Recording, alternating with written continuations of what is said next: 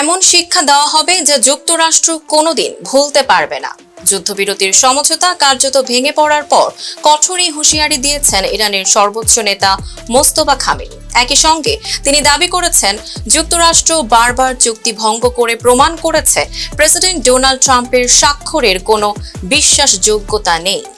শনিবার ইরানের রাষ্ট্রীয় টেলিভিশনে প্রচারিত এক লিখিত বিবৃতিতে মোস্তফা খামেনি বলেন, গত মাসে স্বাক্ষরিত সমঝোতার স্মারক যুক্তরাষ্ট্র লঙ্ঘন করেছে।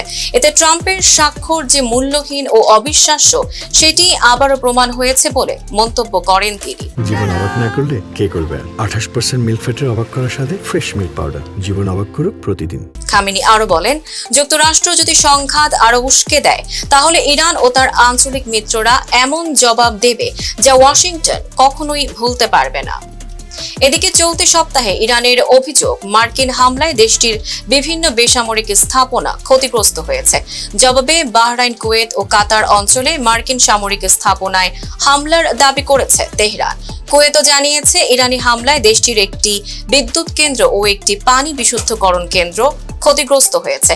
বিশ্লেষকদের আশঙ্কা, চলমান এই উত্তেজনা মধ্যপ্রাচ্যের নিরাপত্তার পাশাপাশি বৈশ্বিক জ্বালানি বাজারেও নতুন অস্থিরতা তৈরি করতে পারে। Tanjiba Nowrin, face the people.